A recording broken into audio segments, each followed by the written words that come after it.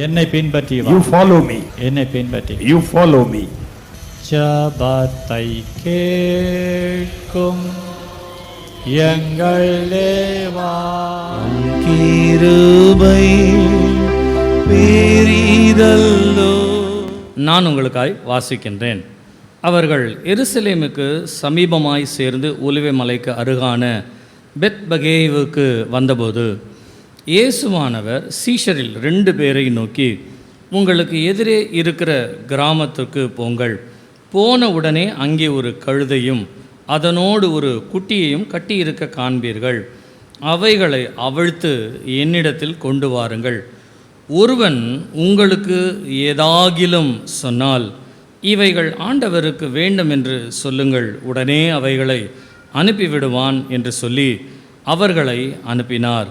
இதோ உன் ராஜா சாந்த குணமுள்ளவராய் கழுதையின் மேலும் கழுதை குட்டியாகிய மரியின் மேலும் ஏறிக்கொண்டு உன்னிடத்தில் வருகிறார் என்று சியோன் குமாரத்திக்கு சொல்லுங்கள் என்று தீர்க்கதரிசிகளால் உரைக்கப்பட்டது நிறைவேறும்படி இதையெல்லாம் நடந்தது. நாம் ஜெபிப்போம். பரிசுத்தமுள்ள நல்ல பிதாவே, உமக்கு ஸ்தோத்திரம். இந்த காலை ஆராதனைக்காய் உமக்கு நன்றி செலுத்துகிறோம். உலகம் முழுவதுமாய் வேதத்திலே எழுதப்பட்டிருக்கிற ஒரு நல்ல சம்பவமாகிய இயேசு கிறிஸ்து பவனியாய் வந்த சம்பவத்தை அடிப்படையாய் வைத்து உலகம் முழுவதும் உம்மை துதிக்க நீர் பாராட்டின கிருபைக்காய் உமக்கு நன்றி ஆண்டவரே. இந்த காலை நேரத்திலும் நாங்களும் ஓசன்னா என்று ஆர்ப்பரிக்கத்தக்கதாய் அந்த ஆர்ப்பரிப்பின் சத்தம் உம்முடைய சந்நிதியிலே உமக்கு மகிழ்ச்சியை கொடுக்கத்தக்கதாய் கர்த்தர் இந்த நாளிலே எங்களை வழி நடத்தினவர். அந்த சம்பவத்தின் போது நீர் எங்களுக்கு எதை இந்த உலகத்திலே நன்மையாய் கிருபையாய் கொடுக்க விரும்பினீரோ அவைகளை பெற்றுக்கொள்ளத்தக்கதாய் இன்றைக்கு நீர் எங்களோடு பேசுவீராக. எங்களுடைய மனக்கண்களை திறந்தருளும் ஆண்டவரே, எங்களுடைய மனக்கண்களை திறந்தருளும், எங்களோடு கூட நீர் பேசுவீராக. உம்முடைய சமூகத்தின் கிருபையை தந்து இந்த நாளிலே எங்களை பலப்படுத்தும். வந்த ஒருவராகிலும் வெறுமையாய் திரும்பி போகாதபடிக்கு ஒவ்வொருவருக்கும் தேவையான கிருபையையும் தயவையும் கர்த்தர் நீர் தந்து நீர் ஆசீர்வதிப்பீராக. உம்முடைய பொற்பாதத்திலே ஒப்பு கொடுக்கிறோம். கிருபை செய்யும், வழி நடத்தும், காத்துக்கொள்ளும். இயேசுவின் நாமத்தில் பிதாவே, ஆமேன், ஆமேன். கர்த்தருடைய நாமம் மகிமைப்படுவதாக. இன்றைக்கு குருத்தோலை ஞாயிறு என்று சொல்லப்படுகிற இயேசு கிறிஸ்து சிலுவையிலே மரிப்பதற்கு முன்பாக ஒரு பவனியாய் வந்த ஒரு சம்பவத்தை அடிப்படையாய் வைத்து உலகம் முழுவதுமாய் இன்றைக்கு கொண்டாடப்படுகிற ஒரு நல்ல நாளாய் காணப்படுகின்றது. ஒவ்வொருவர் அதை ஒவ்வொரு விதத்திலே, சிலர் எழுத்தின் பிரகாரமாய் அதை கொண்டாடுகிறார்கள், சிலர் அதை நன்மைக்கு ஏதுவாய் கொண்டாடுகிறார்கள், சிலர் சந்தோஷத்திற்காய் கொண்டாடுகிறார்கள், ஒரு சிலர் அதை தங்களுடைய வாழ்க்கைக்கு தேவன் எந்த காரியத்தை முன்னிட்டு இதை அவர் செய்தார் என்று சொல்லி தங்களுக்குரிய ஒரு வழி ஆராய்ந்து பெற்றுக்கொள்வதற்காக இதை செய்கிறார்கள். நம்முடைய வாழ்க்கையிலும் இயேசு ராஜாவாய் பவனியாய் வந்தார் என்பதை நீங்கள் சகரியா 9 வசனத்திலே தீர்க்க தரிசனமாய் வாசிக்கப்படுகிற அல்லது சொல்லப்பட்டதை தான் இந்த மத்தேயு எழுதின சுவிசேஷம் 21 சம்பவமாய் நடந்த சம்பவமாய் நாம் வாசிக்கின்றோம். கர்த்தருடைய நாமம் மகிமைப்படுவதாக. நீங்கள் இந்த சம்பவத்தை வாசிக்கும் பொழுது நேற்றைய தினத்தில் நான் கூட இந்த பகுதியை வாசித்து நான் யோசித்தேன். இயேசு கிறிஸ்து இந்த உலகத்திற்கு வந்து இந்த உலகத்திலே அவர் செய்த ஒவ்வொரு செயல்பாடும் 2 காரியங்களை அடிப்படையாய் வைத்திருக்கிறது. ஒன்று, பிதா அவருக்கு எவைகளை முன்குறித்தாரோ அவைகளின்படியே அவர் செய்தார். இரண்டாவது, பிதா அதை எந்த நோக்கத்திற்காய் தம்முடைய ஜனத்திற்கு கொடுக்க வேண்டும் என்று செய்தாரோ அந்த நோக்கத்தை மாத்திரமே இருதயத்தில் வைத்து ஆண்டவர் செய்தார். பிதாவினுடைய சித்தமும் ஜனங்களுக்கு ஏதுவாய் கொடுக்கப்படுகிற தேவ சத்தமுமாய் 2 காரியங்களை அடிப்படையாய் வைத்துதான் இயேசு கிறிஸ்து ஜனங்களோடு கூட அவர் செயல்பட்டதை, ஊழியம் செய்ததை நாம் வாசிக்கின்றோம். ஆனால் எனக்கு நேற்றைய தினத்தில் வாசிக்கும் பொழுது ஒரு கேள்வி எனக்குள்ளே வந்தது. இயேசு ராஜாவாய் பவனியாய் வருவார், உன் ராஜா உன்னிடத்தில் வருவார் என்பது தீர்க்க தரிசனம். இப்போ வருவார் என்று சொல்லப்பட்டது நிறைவேறினது, தீர்க்கதரிசிகளால் உரைக்கப்பட்டது நிறைவேறினது அப்படின்னு சொல்லி உங்களுக்கு மத்தேயுவிலே சொல்லப்பட்டிருக்கிறது. அங்கே சொல்லப்பட்டது வருவார், இங்கே சொல்லப்பட்டது வந்தார். இப்போ இதனால் உங்களுக்கும் எனக்கும் தேவன் வைத்திருக்கிற ஆசீர்வாதம், நன்மை, கிருபை என்ன?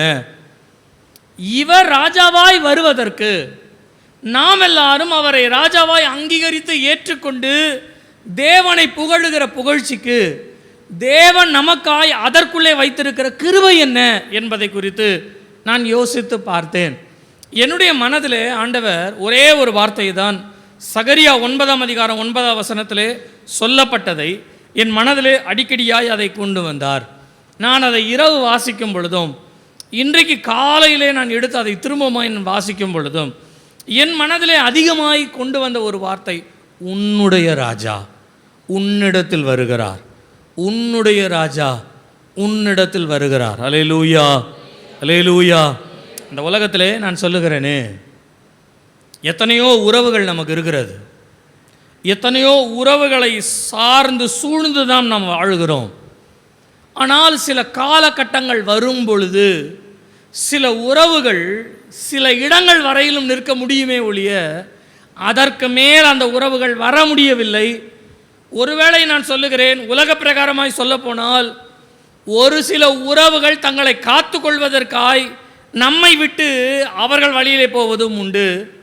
அதே நேரத்தில் சில உறவுகள் நம்மோடு கூட வந்தாலும் ஒரு காலகட்டம் வரையிலும் வர முடியுமே ஒழிய அதற்கு மேல் வர முடியாது. சுயநலம் உள்ள ஒரு உலகத்தின் மத்தியிலே நான் சொல்லுகிறேனே, தங்களுடைய சுயநலத்தின் நிமித்தமாய் நம்மை கண்டுகொள்ளாதவர்களும் உண்டு. நம்மை கண்டுகொள்ளுகிறவர்களாக இருந்தாலும் ஒரு காலகட்ட சூழ்நிலை வரையிலும் அவர்கள் வருகிறார்களே ஒழிய அதற்கு பின்பாய் அவர்களால் வர முடியாமல் போய்விடும். நான் உதாரணத்திற்காக சொல்ல வேண்டும் என்றால், சுயநலமான உறவுகள் நம்மிடத்தில் எதையாயிலும் கேட்பார்களோ என்ற ஒரு பயத்திலே தங்களை ஒதுக்கி கொண்டு போகிறவர்கள் இந்த உலகத்திலே உண்டு. அதே நேரத்தில் தாய் தகப்பன் என்ற உறவுகள், நெருங்கின உறவுகள், ஒரு வியாதியிலே ஒரு ஆப்ரேஷன் தியேட்டருக்குள்ளே போகிறதுக்கு முன்பாக நான் சொல்லுகிறேனே, தியேட்டர் வாசல் வரைக்கும் வரலாம், அதுக்கப்புறம் வர முடியாது. சூழ்நிலை அவ்வளவுதான். அப்போது சுயநலமாக இருந்தாலும் சூழ்நிலையாக இருந்தாலும் ஏதோ ஒரு காலகட்டம் வரையிலும் இந்த உலகம் நம்மோடு வருகிறது, அதற்கு பின் வர முடியாமல் போகிறது. ஆனால் வேதம் சொல்லுகிறது, எந்த சூழ்நிலையிலும் எந்த காலகட்டத்திலும் எந்த நேரத்திலும் நாம் அழைத்தோம் என்று சொன்னால் நம்மிடத்தில் வருகிற ஒருவர் இருக்கிறார். அவர் யார் என்று சொன்னால், உன்னிடத்தில் வருகிற உன்னுடைய ராஜா என்று எழுதப்பட்டிருக்கிறது. அல்லேலூயா, அல்லேலூயா, அல்லேலூயா. நான் வேதத்தை வாசிக்கும் பொழுது இந்த எஸ்தர் புத்தகத்திலே ராஜாவை எஸ்தர் தன்னுடைய வீட்டு விருந்திற்காக, தன்னுடைய அரண்மனையினுடைய ஒரு விருந்திற்காக அழைக்கப்பட்ட ஒரு அழைப்பை குறித்து எஸ்தருடைய புத்தகத்திலே நான் வாசித்தேன். நீங்கள் 5ஆம் அதிகாரம் 4வது வசனத்தை நீங்கள் வாசிப்பீர்களானால் வாசிங்க. ராஜாவுக்கு சித்தமானால் நான் தமக்கு செய்வித்த விருந்துக்கு ராஜாவும் ஆமானும் இன்றைக்கு வர வேண்டும் என்றார். வர வேண்டும் என்று அவள் கேட்டாள். ராஜா வந்தார். ஒரு அல்லேலூயா சொல்லுங்க, சத்தமா சொல்லுங்க. நீங்கள் உலகத்தில் இருக்கிற ஒரு ராஜாவை எடுத்துக்கொள்ளுங்களேன். நீங்கள் அந்த எஸ்தர் புத்தகத்தில் முன்பாக நீங்கள் வாசிக்கும்போது சொல்லப்படுகிறது, ராஜா எஸ்தரை அழைக்கவே இல்லையாம். அழைக்காமல் ராஜாவிற்கு முன்பாய் போய் நிற்க வேண்டுமானால் ராஜாவினுடைய கண்களிலே தயவு கிடைக்க வேண்டும். தயவு கிடைக்கும் பொருட்டு ராஜா தன்னுடைய செங்கோலை அவர் நீட்ட வேண்டும். அந்த செங்கோலை போய் தொட்டால் ஒழிய நாம் பிழைக்க முடியாது என்பது சட்டம். அப்படியானால் எஸ்தர் யோசிக்கிறாள், என்னை அழைக்கவே இல்லை, என்னை அழைக்காததற்கு முன்னே நான் ராஜாவிற்கு முன்பாய் போய் நிற்க முடியாது, இது ஒரு சட்டம். ஒருவேளை நான் நிற்கும் பொழுது ராஜா என்னை கண்டுகொள்ளவில்லை என்று சொன்னால் நான் நிச்சயமாய் சாக வேண்டும். ஒருவேளை அப்படி சாக வேண்டுமானாலும் நான் சாகிறேன் என்று சொல்லி தான் ராஜாவுக்கு முன்பாக போய் நிற்கிறாள். அவளுக்கு தயவு கிடைக்கிறது. அப்பொழுது ராஜா கேட்கிறார், உனக்கு என்ன வேண்டும் எஸ்தர் என்று கேட்கும் பொழுது எஸ்தர் சொல்லுகிறாள், நீர் நான் செய்கிற விருந்திற்கு வர வேண்டும். அல்லேலூயா, அல்லேலூயா.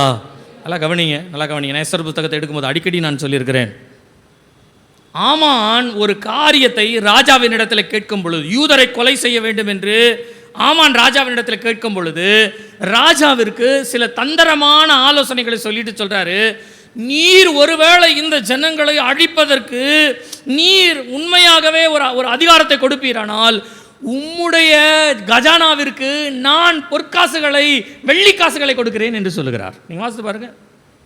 நீர் செய்தால் நான் கொடுப்பேன். அதே மாதிரி எஸ்தர் போய் நிற்கும் பொழுது, நீர் என்னுடைய ஜனங்களை காப்பாற்றினால் நான் உமக்கு ஒரு விருந்து செய்வேன் அப்படி சொல்லியிருந்தா என்ன வருது கதை? நல்லா கவனிங்க. உலகத்தில் இருக்கிற ராஜாவுக்கும் நம்ம ராஜாவுக்கும் வித்தியாசம் உண்டு. உலகத்திலே இருக்கிறவர்கள் தங்களுடைய ராஜாவை அழைப்பதற்கும் நாம் நம்முடைய ராஜாவை அழைப்பதற்கும் வித்தியாசம் உண்டு. உலகத்திலே இருக்கிறவர்கள் ஒரு பரிகாரத்தை செய்தால், ஒன்றை கொடுத்தால் தான் ராஜா வருவார். ஆனால் நம்முடைய ராஜா கூப்பிட்டாலே வருவார். அல்லேலூயா சொல்லுங்க. என்னை நோக்கி கூப்பிடு, நான் உனக்கு மறு உத்தரவுனா என்ன அர்த்தம்? இங்கிலீஷில் இருக்க answer, I will answer you, பதில் சொல்றேன்னு அர்த்தம். நம்ம கேட்குறோமா, அவர் பதில் சொல்றாராம். சரித்திரத்தில் உலகத்தில் இருக்கிற தெய்வங்கள் என்று சொல்லப்படுகிற எல்லாவற்றினுடைய லிஸ்ட்டை எடுத்து அவர்களுடைய வாழ்க்கையை நீங்கள் வாசி பார்த்தீங்கன்னா, நான் சொல்லுகிறேன், நம்முடைய ஆண்டவர் தான் சொல்லியிருக்காரு, என்னை நோக்கி கூப்பிடு, call and to me, I will answer you, நான் உனக்கு பதில் சொல்லுகிறேன், நான் உனக்கு மறு உத்தரவு கொடுக்கிறேன், நீ இதை செய்தால்தான் அதை செய்தால்தான் என்று நான் சொல்லுகிறேன்.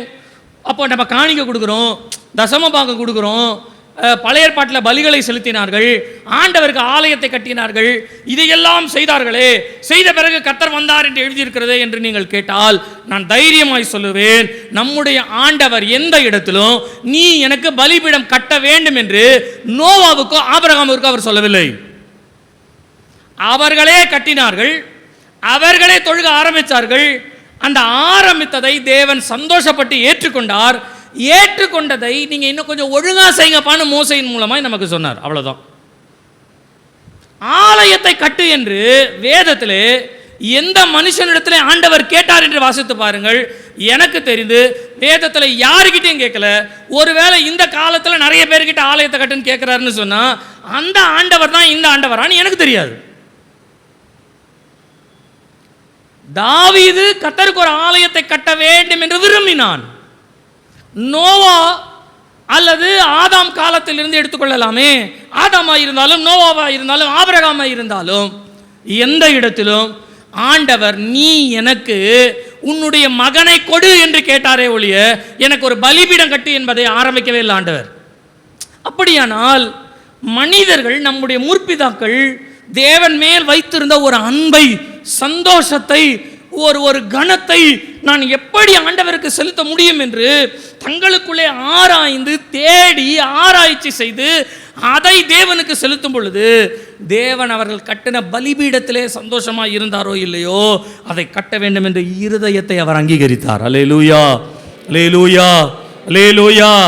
நான் சொல்லுகிறேன், பலிபீடமாக இருந்தாலும், ஆசரிப்பு கூடாரமாக இருந்தாலும், அதுவே ஆலயமாக இருந்தாலும் எதையும் தேவன் தனக்கு வேண்டும் என்று எதிர்பார்த்து சொன்னது கிடையாது. ஆனால் நான் தேவனுக்காக ஒரு ஆலயம் கட்ட வேண்டும் என்று தாவீது விரும்பின போது ஆண்டவர் அந்த விருப்பத்தை அங்கீகரித்தார் என்பதுதான் வேதத்திலே உண்மை. அப்படியானால் நீங்கள் கொடுக்கிற காணிக்கைகளையோ தசமபாகங்களையோ பணத்தையோ பொருளையோ வைத்து தேவன் உங்களிடத்தில் வருவதில்லை. ஆனால் நீங்கள் அதை மனப்பூர்வமாய் செய்கிறதை தேவன் அங்கீகரிக்கிறார். ஆனால் தேவன் எங்கே வருகிறார் என்பதை நீங்கள் ஆதியாகமத்திலிருந்து வாசித்து பாருங்களேன். ஆதியாகமத்திலிருந்து வாசித்து பாருங்க. ஆழத்தின் மேல் இருள் இருந்தது, தேவாவியானவர் வந்தார். எந்த இடத்திலே காயின் தவறு செய்தானோ அந்த இடத்திலே அவன் தவறு செய்துவிடக் கூடாது என்பதற்காய் எச்சரிப்பதற்காய் வந்தார். நான் நினைக்கிறேன் 2 பேர் கர்த்தருக்கு காணிக்கை கொடுத்தாங்க. ஒருத்தனுடைய காணிக்கை தேவன் அங்கீகரித்தார்னு சொல்லும் பொழுது, ஏற்றுக்கொண்டார்னு சொல்லும் பொழுது ஆண்டவர் அவனிடத்துல போய், ஆபேலே நீ கொடுத்த காணிக்கை எனக்கு ரொம்ப சந்தோஷப்பா, என்ன உங்க அண்ணன் ஒன்னத்தையும் கொடுக்கல, அவன் ஏன் இப்படி பண்ணான்னு தெரியல, அவனை எனக்கு பிடிக்கல, அதனால தான் நான் உன்கிட்ட பேச வந்தேன்னு சொல்லி யார் தனக்கு ஃபேவரான காரியங்களை செய்தவர்களோ அவர்களிடத்திலே போய் ஆண்டவர் பேசினதாய் சொல்லவில்லை. எந்த இடத்திலே ஒரு மனுஷன் தன்னை விட்டு தூரப்படுகிறானோ அவனை சேர்த்துக் கொள்வதற்கு கர்த்தர் வருகிறார். அல்லேலூயா, அல்லேலூயா, அல்லேலூயா. நான் சொல்லுகிறேன், இந்த ராஜா வருகை கூட அப்படிப்பட்ட ஒரு வருகை தான். நீங்கள் செலுத்துகிற கணத்திற்கும் துதிக்கும் ஆராதனைக்கும் இஸ்ரவேலின் துதிக்குள்ளே வாசம் பண்ணுகிறவர் என்று எழுதப்பட்டிருக்கிற வார்த்தை 100க்கு 100 எப்படி உண்மையோ அதே போல தன்னுடைய மனுஷன், தன்னுடைய பிள்ளைகள், தன்னுடைய ஊழியக்காரன் எந்த இடத்துல கர்த்தரை விட்டு அவன் சற்று தூரப்படுகிற நிலை வருகிறதோ கர்த்தர் உடனே இறங்கி வரார். கர்த்தருடைய நாமம் மகிமைப்படுவதாக. எனக்கு அருமையான கர்த்தருடைய பிள்ளைகளே, அந்த காலை நேரத்தில் நான் உங்களுக்கு சொல்லுகிறேன், உங்களுடைய ராஜா உங்களை பார்ப்பதற்கு அவர் உங்களிடத்தில் வருகிறார். எஸ்தர் அழைக்கும் பொழுது அந்த அழைப்பிற்கு வந்த ராஜா, ஆமான் நீர் இதை செய்தால் அதை கொடுப்பேன் என்று ஆமான் சொன்னான். ஆனால் எஸ்தர் அப்படி சொல்லவில்லை. நான் என் ராஜாவிற்கு செலுத்த வேண்டிய கணத்தை நான் செலுத்துகிறேன், அப்பொழுது என்னுடைய ராஜா என்னை நிச்சயமாய் கவனிப்பார். அல்லேலூயா, அல்லேலூயா, அல்லேலூயா. அந்த ராஜா வந்து கேட்டார், எஸ்தர் ராஜாத்தி, உனக்கு என்ன வேண்டும்? நீ என்ன கனப்படுத்த விரும்புகிற? ஏதோ உன்னுடைய இருதயத்தில் தேவைகள் இருக்கிறது என்பது உண்மைதான். அந்த தேவைகளை நீ உடனே சொல்லாதபடிக்கு, உடனே அது எனக்கு வேண்டும் என்று நீ என்னிடத்தில் கேட்காதபடிக்கு, என்னை சந்தோஷப்படுத்த விரும்புகிறாய், என்னை கனப்படுத்த விரும்புகிறாய். இந்த கணத்திற்கு நான் உனக்கு எதையாகிலும் செய்ய வேண்டும், என்ன வேண்டும் என்று கேட்கும் பொழுதுதான் எஸ்தர் கேட்கிறார், என் ஜனங்களை ரட்சிப்பதற்கு உண்டான ஒரு ரட்சிப்பை நீர் தர வேண்டும் என்று கேட்கும் பொழுது வேதம் சொல்லுகிறது, அந்த ரட்சிப்பிற்குண்டான முத்திரையையும் அதிகாரத்தையும் அதற்குண்டான சர்வ வல்லமைகளையும் ராஜா எஸ்தருக்கு கொடுத்தார் என்று எழுதப்பட்டிருக்கிறது. அல்லேலூயா, அல்லேலூயா. இந்த காலை நேரத்தில் நான் உங்களை கேட்கிறேன், கர்த்தரிடத்தில் எதையாகிலும் நான் கேட்க வேண்டும் என்று விரும்பி, ஒருவேளை நான் என்ன ஆண்டவருக்கு நல்லது செய்கிறேன், நான் போய் கேட்டால் ஆண்டவர் கொடுக்க போகிறாருன்னு சொல்லி உங்களுடைய இருதயத்திலே அதை பற்றின ஒரு தயக்கம் இருக்குமானால், அதை பற்றின ஒரு கலக்கம் இருக்குமானால், ஆனால் ஆண்டவர் இன்றைக்கு உங்கள் முன்னே வருவார் என்றால் நீங்கள் என்ன கேட்பீர்கள் என்று நான் உங்களை கேட்டால் உடனே அதற்கு பதிலை நீங்கள் வைத்திருப்பீர்கள். நான் சொல்லுகிறேன், சிலர் விருப்பத்தோடு கேட்கிறவர்கள் உண்டு, அதே சிலர் கண்ணீரோடு நீங்கள் தேவ சமூகத்தில் போராடி கேட்பதும் உண்டு. எஸ்தரை போல உங்கள் இருதயத்திலே ஒரு பெரிய பாரத்தோடு இன்றைக்கு தேவ சமூகத்திற்கு வந்திருப்பீர்கள். ஆனால் இன்றைக்கு நான் சொல்லுகிறேன், உலகத்திலே மனுஷன் செய்யாத ஒன்றை, எந்த மனுஷனும் செய்யக்கூடாத ஒன்றை தேவன் நமக்கு செய்கிறவராய் இருக்கிறார். அல்லேலூயா, அல்லேலூயா. நான் சொல்லுகிறேன், நம்முடைய ராஜா நம்முடைய ஏழ்மையை, நம்முடைய தாழ்மையை, நம்முடைய இயலாமையை, நம்முடைய கஷ்டத்தை அவர் ஒருவர் நன்றாய் அறிந்திருக்கிறார். இந்த உலகத்திலே எனக்கு உதவி செய்வதற்கு யாருமே இல்லை என்று நீங்கள் நிற்பீர்களானால், நான் 2 கரங்களை உயர்த்தி இயேசுவின் நாமத்தினாலே சொல்லுகிறேன், உங்களுக்காக தான் இயேசு கிறிஸ்து ராஜாவாய் வருகிறார். அல்லேலூயா, அல்லேலூயா, அல்லேலூயா. கர்த்தருடைய நாமம் மகிமைப்படுவதாக.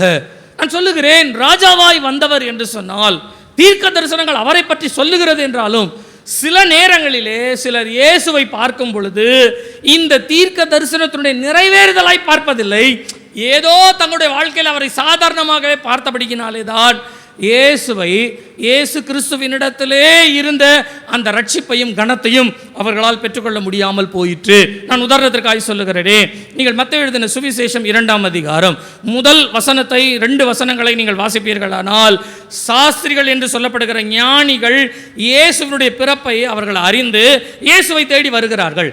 வருகிறவர்கள் எதை நாடி வருகிறார்கள் என்று சொன்னால், யூதருக்கு ராஜாவாய் பிறந்திருக்கிறவர் எங்கே என்று, யூதர்களிடத்திலே பெத்லகேமிலே பிறப்பார் என்று சொல்லி அறிந்து அவர்கள் கேட்டு வருகிறார்கள். ஆனால் யூதருக்கு ராஜாவாய் பிறக்கிறவர், ராஜாவா பிறக்கணும்னு சொன்னா யார் வீட்டில் பிறக்கணும் சொல்லுங்க? ராஜா வீட்டில் தான் பிறக்கணும். அவங்க என்ன யோசித்தாங்கன்னா, ராஜா வீட்டில் பிறப்பார்னு சொல்லி ராஜாவினுடைய வீடு எங்கே இருக்கிறது என்று தேடினார்களாம். ஆனால் ஆண்டவர் அவர்களை ஒரு நட்சத்திரத்தின் மூலமாய் இயேசு இருக்கிற இடத்திற்கு வழி நடத்தினார் என்று சொல்லப்படுகிறது. நீங்கள் மத்தேயு 13ஆம் அதிகாரம் 55வது வசனத்தை வாசிப்பீர்களானால், அதிலே யூதர்கள் இயேசுவை பார்க்கும் பொழுது எப்படி பார்த்தார்கள் என்று சொன்னால், இவன் ஒரு தச்சனுடைய மகன் அல்லவா என்று சொல்லி இயேசுவை ஒரு தச்சனாகவே அவர்கள் பார்த்தார்கள். நீங்கள் ஏரோதை குறித்து வாசிக்கும் பொழுது லூக்கா எழுதின சுவிசேஷம் 23ஆம் அதிகாரம் 8வது வசனத்தை வாசிப்பீர்களானால், இயேசு அநேக அற்புதங்களை செய்திருக்கிறார் என்று ஏரோது கேள்விப்பட்ட பொழுது, ஏரோதுவினிடத்திலே இயேசு கிறிஸ்துவை அவர்கள் சிலுவையில் அறைவதற்கு முன்பாய் அனுப்பி வைக்கும்போது, பிலாத்துவினால் அனுப்பி வைக்கும் பொழுது ஏரோது இயேசுவை காண ஆர்வமாயிருந்தாராம். ஏனென்று சொன்னால், அநேக அற்புதங்களை எல்லாம் செய்திருக்கிறாரு அப்படின்ட்டு இயேசு வந்த உடனே தன்மேல் இருந்த ராஜ வஸ்திரத்தை எடுத்து இயேசுவின் மேல் போட்டு இயேசு கிறிஸ்துவிட்ட சொன்னாராம், நீ நிறைய அற்புத அடையாளம் செய்வீராமே, எனக்கு ஒரு அற்புதத்தை காட்டும். ஏரோது இயேசு கிறிஸ்துவை மாயாஜாலம் பண்ணுகிறவனாய் காண். இன்னைக்கு கிறிஸ்தவத்தில் நான் சொல்லுகிறேனே, அநேகர் இயேசுவை தங்கள் தொழிலுக்கு வியாபாரத்திற்கு அடிப்படையாகவே பார்த்துட்டு இருக்காங்க. என் வியாபாரத்தை வளர் பண்ணுவார், தொழிலை வளர பண்ணுவார், எனக்கு பணம் கொடுப்பாரு, காசு கொடுப்பாரு, இதுலேயே ஆண்டவரை நோக்கி பார்க்குறாங்க. நான் சொல்கிறது தவறாக புரிந்து கொள்ளாதீங்க. நீங்கள் தேவைகளை, உங்கள் வேலை காரியங்களை, வருமானங்களை இதற்காக நீங்கள் ஜெபிப்பது என்பது வேதத்தோட ஒழுங்கு. நீங்கள் ஜெபியுங்க, தவறில்லை. என்னுடைய தேவைகள் என்ன இருக்குதோ அதை கர்த்தரிடத்தில் தெரியப்படுத்துங்கள், பைபிள் இருக்குது, தெரியப்படுத்துகிறோம். ஆனால் he is not a money maker. அவர் பணத்தை மாத்திரம் கொடுப்பதற்கு காசுக்காரர் அல்ல. he is not a financial minister. ஏதோ வருமானத்திற்கு போக்குவரத்துக்கு கொடுப்பதற்கு தேவைப்படும் பொழுதெல்லாம் ஆண்டவர், பணம் வேணும்னா ஆண்டவர், இப்படின்னு ஆண்டவர் அதுக்கு மாத்திரம் பிடிச்சு வச்சுக்கிறதுக்கு, அதற்கு மாத்திரம் அவர் ஆண்டவர் கிடையாது. இன்றைக்கு நிறைய பேர் ஆண்டவரை தங்களுக்கு எப்படி வேண்டுமோ அதற்கேற்ற சாயலிலே வைத்துக் கொள்ளுகிறார்கள். இதை தான் முந்தின நாட்களிலே, பூர்வீக காலங்களிலே உங்களுக்கு நீங்கள் வேதத்தை வாசிக்கும் பொழுது எகிப்தில் உள்ள தெய்வங்கள், பாபிலோனில் உள்ள தெய்வங்கள் என்று சொல்லும் பொழுது ஒவ்வொன்றுக்கும் ஒரு தெய்வம் உண்டு. அடுத்த வாரம் ஞாயிற்றுக்கிழமை நமக்கு ஒரு நல்ல நாள். என்ன நாள் சொல்லுங்க பார்க்கலாம். அடுத்த வாரம் ஞாயிற்றுக்கிழமை கொஞ்சம் சத்தமாக சொல்லுங்கள். கொஞ்சம் சத்தமாக சொல்லுங்கள். இன்னும் கொஞ்சம் சத்தமாக சொல்லுங்கள். ஈஸ்டர்னா என்ன தெரியுங்களா உங்களுக்கு? Do you know what is mean by Easter? Who is Easter? What is mean by Easter? What is Easter? Which is the thing we are calling that is Easter? ஈஸ்டர்னா யார், எவங்க, எதுக்கு ஈஸ்டர்னு சொல்கிறோம் தெரியாது. ஈஸ்டர்னு ஒரு தெய்வம் இருக்குது. இந்த தெய்வம் பெர்சியருடைய நாட்களிலே, பெர்சியருடைய காலங்களிலே இஸ்தார் என்று சொல்லப்படுகிற ஒரு தெய்வம், பெண் தெய்வத்தினுடைய பெயர் தான் ஆங்கிலத்தில் ஈஸ்டர் என்று வருகிறது. சரிங்களா? உங்களுக்கு சம்பவத்தை சொன்னால் புரிஞ்சுக்குவீங்களா? புரிஞ்சுக்குவோம் பாஸ்டர்ன்ற ஒரு அலையிலேயே சொல்லுங்க பார்க்கலாம். நான் பாதி பேருக்கு புரியாதா? புரியணும், அதுக்காக தான் சபை இருக்குது, வேற என்ன. இஸ்தார்னு ஒரு தெய்வம் இருக்குது. இந்த இஸ்தாரை பற்றி நீங்கள் தீர்க்க தரிசன புத்தகங்களிலே வாசிப்பீர்கள் என்றால் தம்முசுக்காக அவர்கள் புலம்பினார்கள். இஸ்தார் என்ற ஒரு தெய்வம் பெண் தெய்வம், பாகால் என்பது ஆண் தெய்வம், பாகால் என்பது சூரிய கடவுள், இஸ்தார் என்பது சந்திர கடவுள். இந்த இரண்டு கடவுளுக்கும் பிறந்தது தான் தம்மூஸ் என்று சொல்லப்படுகிற தம்மூஸ் தெய்வம். இந்த தம்மூஸ் என்ன பண்ணிடுச்சு, செத்து போச்சு. ஒரு நாள் கதையில் செத்து போன உடனே இந்த இஸ்தார் என்ன பண்ணாங்களாம், நான் போய் தம்மூசை பாதாளத்திலிருந்து கொண்டு வருகிறேன் என்று சொல்லி இந்த இஸ்தார் என்ன பண்ணாங்களாம், தம்மூசை கூப்பிடுறதுக்காக பாதாளத்துக்கு போனாங்களாம்.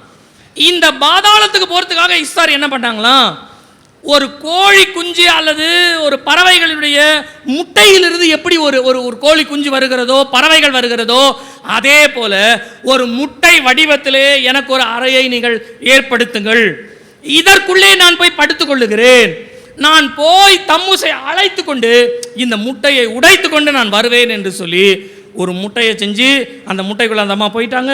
அந்த முட்டைக்குள்ளே போனவங்க, இது காவிய கதை சரிங்களா, கற்பனை கதைன்னு சொல்லுவாங்களா, அதான் அது. அந்த அம்மா என்ன பண்ணாங்களாம், பாதாளத்துக்கு போனாங்களாம். பாதாளத்திற்கு போகும் பொழுது அந்த தெய்வத்தை எவ்வளோ கேவலப்படுத்துகிறோமோ அவ்வளோ பாதாளத்தில் கேவலப்படுத்தி எப்படியா தம்மூசை கூட்டிட்டு போனேன்னு நினச்சிக்கும் பொழுது அந்த பாதாளத்தில் இருக்கிறவன் சொல்லிடுவானா, ஒருவன் உள்ளே வந்தால் திரும்பி போக முடியாது. நீ எங்களை தேடி வந்துட்ட, உன்னுடைய பையனை தேடி வந்துட்ட, அவன் செத்து வந்தான், நீ உயிரோட வரணும்னு வந்திருக்க, ஆகையினால உனக்கு மாத்திரம் அனுமதி தரோம், உயிரோடு போயிரு, ஆனால் உன் பிள்ளையை கூட்டிட்டு போக முடியாது. இந்த இஸ்தார் தெய்வம் என்ன பண்ணுமா, சரி நம்ம திரும்பி போவோம்னு சொல்லி திரும்பி வந்துடும். திரும்பி வந்து அந்த முட்டையை உடைத்து கொண்டு எழும்பி நிற்குமா. அப்போ எல்லாருமே கரங்களெல்லாம் தட்டி ஒரே ஆர்ப்பரிப்பாங்கள்ல.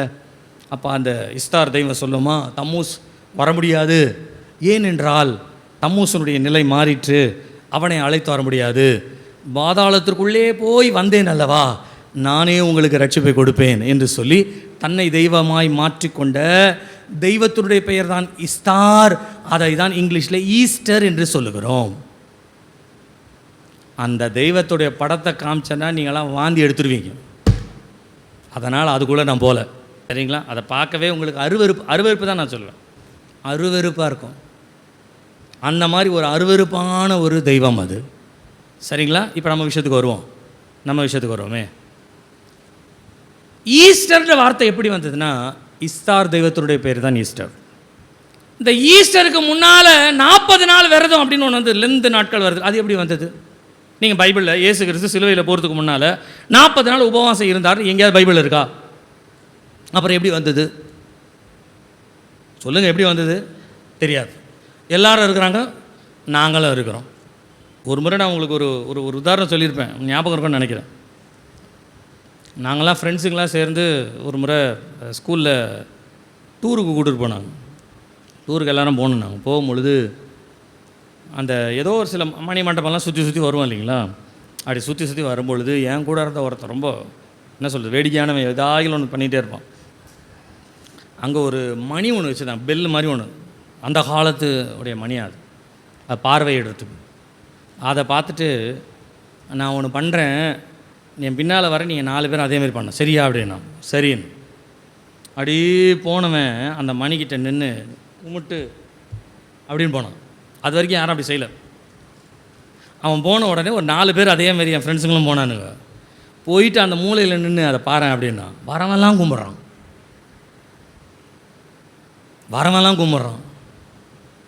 அதே மாதிரி தான் ஈஸ்டர்ன்ற வார்த்தையும். யார், எங்கே இருந்து, எப்படி வந்தது? ஹாப்பி ஈஸ்டர் அப்படின்னா என்ன அர்த்தம் சொல்லுங்கள்? It's a day of resurrection, உயிர்த்தெழுதலின் நாள், அப்படி தான் நம்ம சொல்லணும். மேபி அது ஒரு வார்த்தையில் சொல்ல ஒரு பழக்கமாக ஆயிடுச்சு. Okay, let it be. ஆனாலும் you should know the reality. நீங்கள் அதை புரிஞ்சுக்கணும், தெரிஞ்சுக்கணும். நம்ம சொல்கிறது பெரிய விஷயம் இல்லை, பட் சொல்கிறது அறியாமையில் உள்ள காலங்களிலே தேவன் அறியாதவரை போல் இருந்தால் இப்பொழுதோ நீங்கள் மனம் திரும்ப வேண்டும் என்று விரும்புகிறார். 40 நாள் கறி சாப்பிட மாட்டேன், மீன் சாப்பிட மாட்டேன், இதை செய்ய மாட்டேன், அதை செய்ய மாட்டேன் அப்படின்னா 41வது நாள் எல்லாம் செய்யலாம். அப்படிப்பட்ட ஒரு தேவன் நம்முடைய தேவன் அல்ல. மனமாற்றன்றது முற்றிலுமா, அதுக்கு காலெல்லாம் கிடையாது. அப்போ நம்மை நாமே ஏதாயிலும் ஒன்று செய்து கொள்ளணுன்றதுனால நீங்கள் பாபிலோனியனுடைய வழிபாட்டு முறையினாலே உருவாக்கப்படுகிற முறை நிமித்தமாய் வந்தது தான் இந்த லெந்து நாட்கள் என்று சொல்லப்படுவது. இந்த லெந்து நாட்கள் தொடங்கும் பொழுது எதில் தொடங்கும் தெரியுங்களா? சாம்பல் புதனில் தொடங்கும். சாம்பல் புதனுக்கு என்ன பண்ணுவாங்க? கல்லறை திருநாள் ஒன்று வரும். கல்லறை திருநாளுக்கு என்ன பண்ணுவாங்க? இதெல்லாம் சாங்கியம் சம்பிரதாயன்ட்டுலாம் ஓடிட்டுருக்கோம் உலகம். ஆனால் உள்ளே இருக்கிற கிறிஸ்துவனுடைய ரியாலிட்டி மறைஞ்சிருச்சு பாருங்கள், எதுலையுமே தெரியாமல் போயிடுச்சு பாருங்கள். அதே போல் தான் நான் சொல்கிறேன், தப்பாக எடுத்துக்காதீங்க. பெந்தேகோஸ்தே சபையில் இருக்கிறவங்களுக்கு ஏன் சாங்கிய சம்பிரதாயம்லாம் செய்யாதீங்கன்னு சொல்கிறோன்னா, எதுக்காக அதை செய்யாதீங்கன்னு சொல்கிறோன்னா, அதுக்கு காரணம் அது எல்லாம் ஏதோ ஒரு தெய்வத்துடைய வழிபாட்டு முறையிலே வருகிறது தானே ஒழிய அது கிறிஸ்துவை பற்றினது அல்ல. ஆகையினால்தான் சில சம்பிரதாயம் சாங்கியம் பண்ணுறதெல்லாம் சபையில் நாம் ஏற்றுக்கொள்வது கிடையாது, நாம் அதை அங்கீகரிப்பது கிடையாது. ஏன் அங்கீகரிப்பது இல்லை என்று சொன்னால் அது தேவனுக்குரியது இல்லை. கர்த்தருடைய நாமம் மகிமைப்படுவதாக. இந்த இஸ்தார் என்ற பெயர் ஈஸ்டர் என்றும், இவள் இருந்த அந்த 40 நாள் பாதாளத்துக்கு போய் வந்தது தான் இன்றைக்கு லெந்து நாட்கள் என்றும், இது எல்லாவற்றிற்கும் மேலாய் ஒன்று சொல்லுகிறேன்.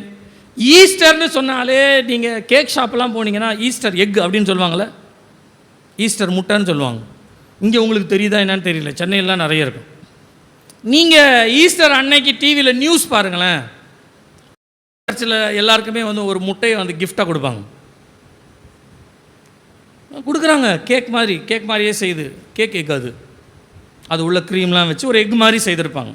அதை எல்லாருக்கும் கிஃப்டாகவே அவர் கொடுப்பார். அவர்கிட்ட கேளுங்க, இந்த முட்டைக்கும் இயேசுக்கும் என்ன சம்மந்தம் இருக்குன்னு கேளுங்க.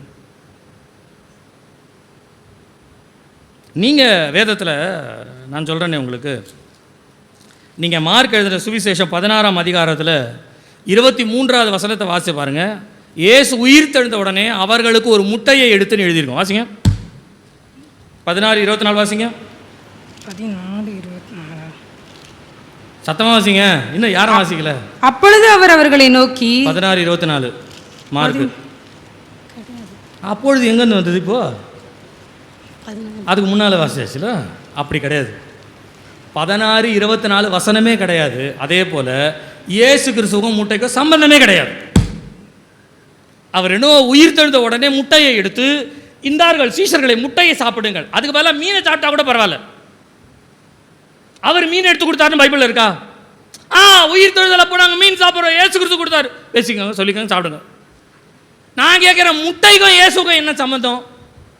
இன்னைக்கு முட்டைக்கும் இயேசுக்கும் சம்மந்தம் தெரியாதனால தான் மொட்டை அடிச்சுட்டு உட்காந்துட்டு இருக்கோம். நம்ம உலகத்தில் யார் யார் என்ன செய்கிறாங்களோ மொட்டை அடிக்கிறதும் எல்லாவற்றையும் காரியங்களும் செய்துட்டு காரணம் என்ன அப்படின்னு சொன்னால், இதற்கும் கிறிஸ்துவுக்கும் என்ன சம்பந்தம்? அந்நாளிலே சீஷர்கள் எல்லாரும் அப்போஸ்தலரையும் எடுத்து வாசி பாருங்க. எல்லாரும் கூடி இருக்கிற பொழுது பேதுரு அவர்களுக்கு ஜெபம் பண்ணி அப்பத்தையும் முட்டையும் எடுத்து கொடுத்தார் அப்படின்னு பைபிள் இருக்கு. முட்டை எப்படிப்பா வந்தது கிறிஸ்தவத்தில்? எதை வச்சு முட்டை வந்தது? ஏதோ ஒரு இஸ்தார்ன்ற தெய்வம் என்னைக்கோ செய்தது, யாரோ ஒருத்தர் உள்ள கொண்டு வந்து நம்மளை ஏமாத்திட்டு இருக்காங்க. இன்னைய வரைக்கும் உட்கார்ந்து அந்த ஏமாற்றத்தில். அப்படி என்றால் நீங்கள் செயல்முறையில் எதையாகிலும் செய்து உங்களை திருப்திப்படுத்திக் கொண்டால் ஆவிக்குரிய வாழ்க்கையில் கிறிஸ்துவை நீங்கள் விட்டுவிடுவீர்கள் என்பதற்காய் உலகம் போடுகிற ஒரு வேஷத்திற்கு இன்றைக்கு நீங்களும் நானும் சாயாதபடிக்கு எச்சரிக்கையாக இருக்க வேண்டும். அப்போனா நம்ம உயிர்த்தெழுதலை நாளை கொண்டாடக்கூடாதா? கிறிஸ்மஸ் கேக்குன்னு ஒன்று இருக்குது, கேக்குன்னு வந்திருக்கு இல்லையா? கேக்கு கிறிஸ்மஸ்க்கு கேக்குன்றத எப்படி வந்தது நீங்கள் சொல்லுங்கள் பார்க்கலாம். கிறிஸ்மஸ் கேக் எப்படி வந்தது? நீங்கள் மத்தேயுல வாசித்து பாருங்க. அந்நாளிலே அதுக்கு எப்படி தொடங்குறதுன்னு தெரியல எனக்கு. அதை அந்நாளிலே சாஸ்திரிகளும் ஞானிகளும் வந்து இயேசுவை கண்ட பொழுது, கண்ட பின்பு அவர்கள் திரும்பி போகும் பொழுது எல்லாருக்கும் கேக்கு கொடுத்து கொண்டே அவர்கள் போனார்கள். பைபிள் எழுதியிருக்கா கேக்கு பற்றி?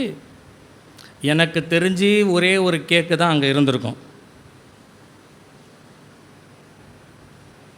தப்பாட்டுக்காதீங்க, நான் ரியாலிட்டியில் பேசிகிட்டு இருக்கேன். இயேசு எங்கே பிறந்தார்? தொழுவத்தில். அது மாட்டு தொழுவமா அல்லது கழுதைகள் நிற்க வைக்கிற தொழுவமா என்று தெரியாது. ரெண்டுத்துக்குமே தொழுவம் தான் பேர். சில வேத ஆராய்ச்சியாளர்கள் சொல்கிறாங்க, பிரயாணப்பட்டு வருகிறவர்கள் அந்த சத்திரத்துக்கு முன்னால் வந்து வீட்டுக்கு முன்னால் கழுதையை கட்டி வைக்கிறதுக்கு ஒரு இடம் வைப்பாங்க, அதான் முன்னணை அப்படின்னு சொல்ல. அப்போ கழுதையை வைக்கிற இடம் சரிங்களா? கழுதை வைக்கிற இடத்துல என்ன கேக்கு இருக்கும் சொல்லுங்கள்?